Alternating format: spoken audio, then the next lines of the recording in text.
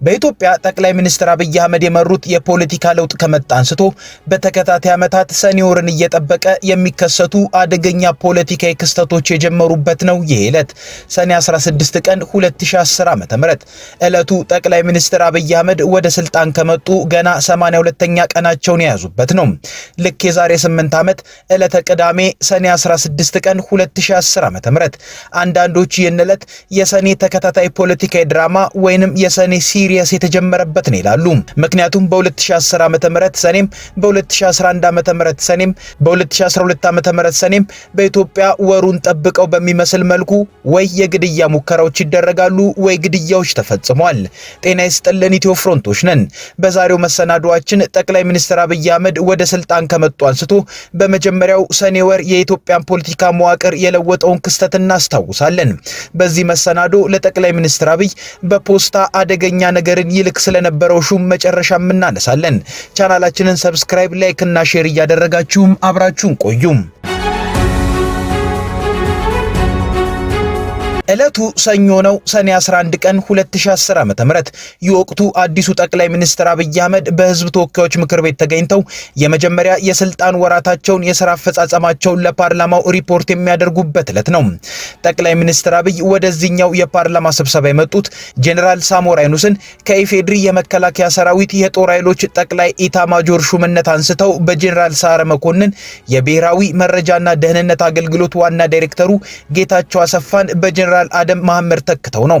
ይህም ብቻ ሳይሆን መንግስታቸው የልማታዊ መንግስትነት ጉዞን አክትሞ ኢትዮጵያ በመንግስት ባለቤትነት ብቻ የተያዙት ኢትዮ ቴሌኮም እና የኢትዮጵያ አየር መንገድን ለሀገር ውስጥም ሆነ ለውጭ ባለሀብቶች በከፊል ለመሸጥ መዘጋጀቱን አሳውቆ ነው።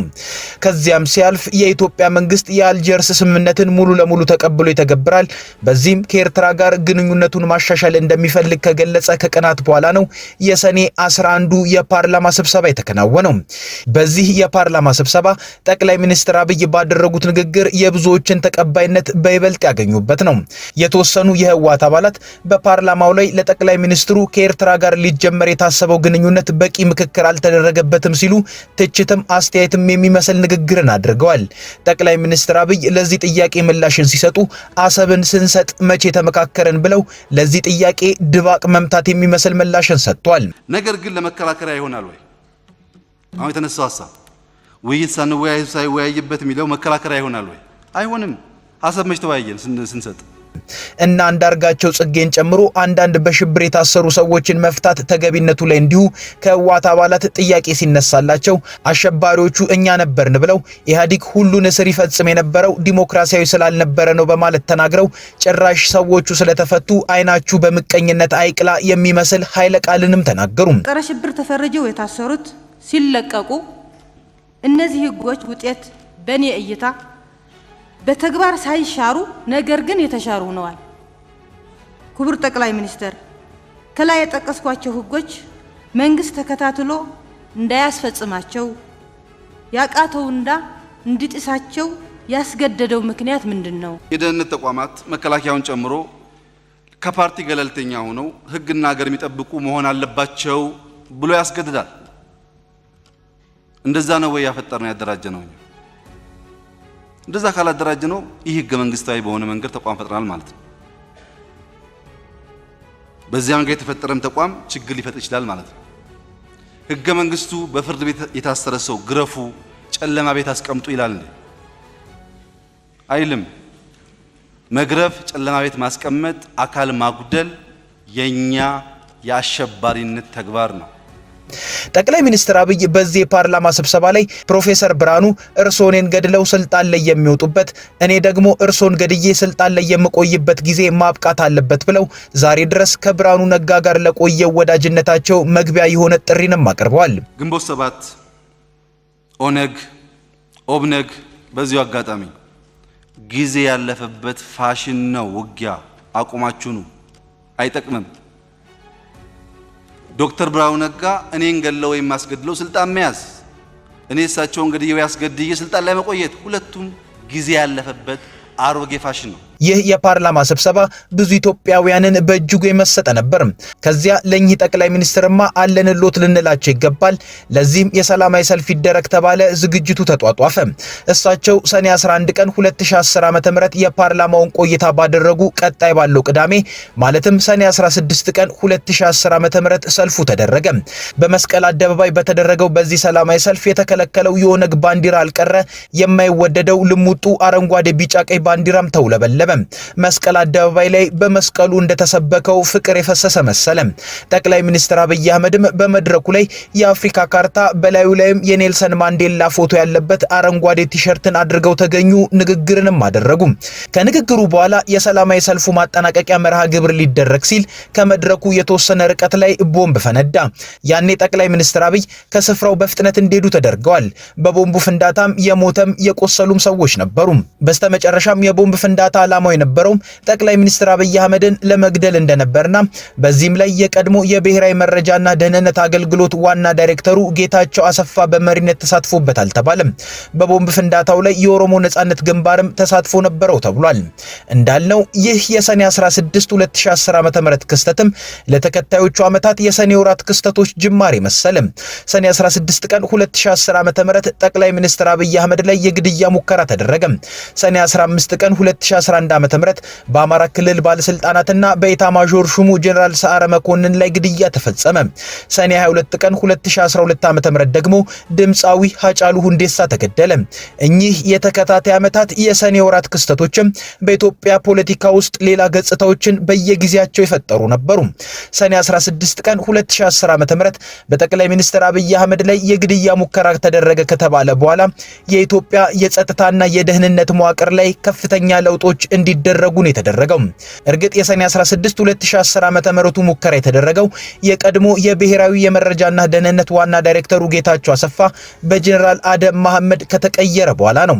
ጌታቸው አሰፋ ከዋና ዳይሬክተርነቱ ቢነሳም እሱ ከስልጣን ተነስቶም ቢሆን አዞ የግድያ ሙከራ ሊያደርግ ይችላል ተብሎ ስለታመነ ከሰኔ 16ቱ የግድያ ሙከራ በኋላ ከብሔራዊ የመረጃና ደህንነት አገልግሎት ውስጥ የታሰሩ ከፍተኛ ኃላፊዎች ነበሩ።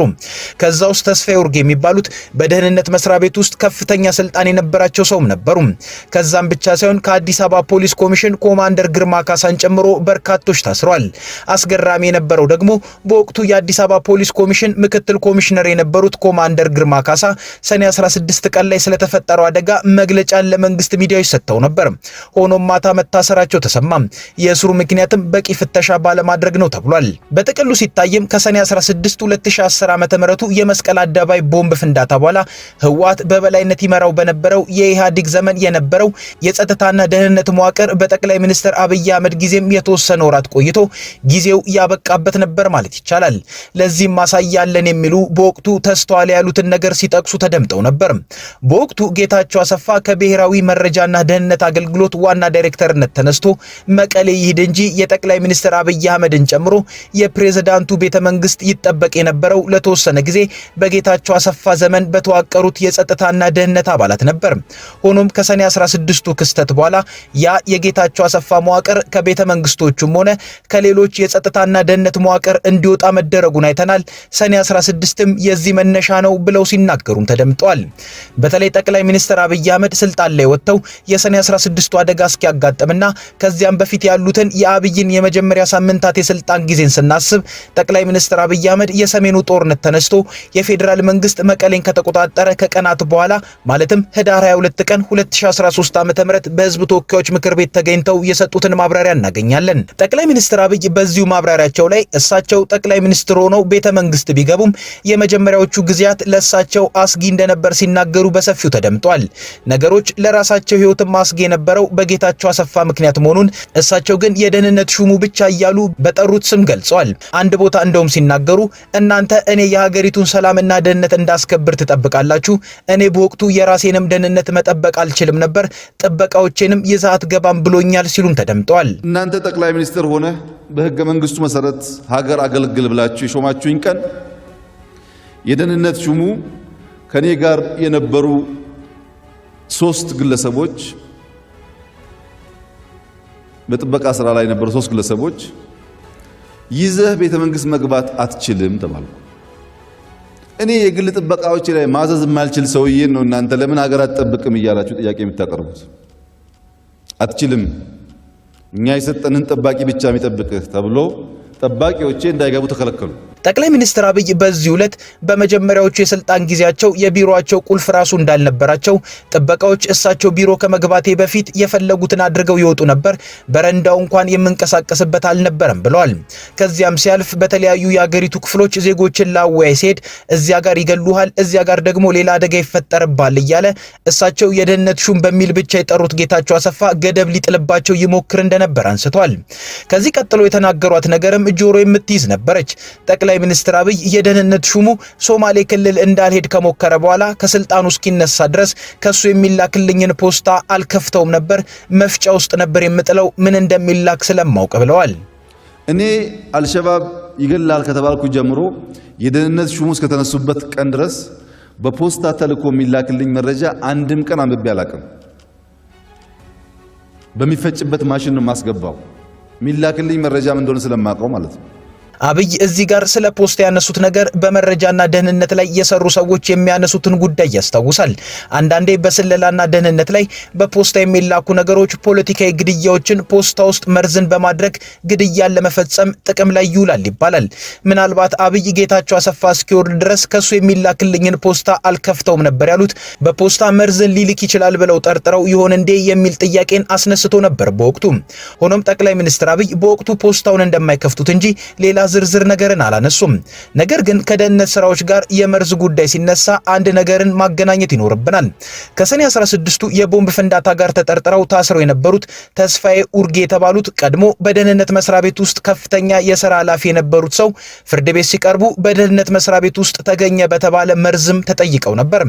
የዚህን መርዝ ጉዳይና ጠቅላይ ሚኒስትር አብይ ያሉትን የፖስታ ጉዳይ በዶቶች ያገጣጠሙ ሰዎች የጌታቸው አሰፋ መዋቅር በጠቅላይ ሚኒስትር አብይ አህመድ የስልጣን ዘመን ጅማሮ ላይ አደጋ ፈጣሪነቱን ይተነትኑበታል። ሆኖም ቅዳሜ ሰኔ 16 ቀን 2010 ዓ.ም ቦምብ ብቻ አልፈነዳም፣ የአገሪቱን የደህንነትና ጸጥታ መዋቅርም ቀይሯል። ዛሬ ያ ዕለት 8 ዓመት ሞልቶታል። ከኢትዮ ፍሮንት የዛሬ ጉዳያችን ይኸው ነበር። አብራችሁን ስለቆያችሁ እናመሰግናለን። ቻናላችንን ሰብስክራይብ አድርጉልን። መልካም ጊዜ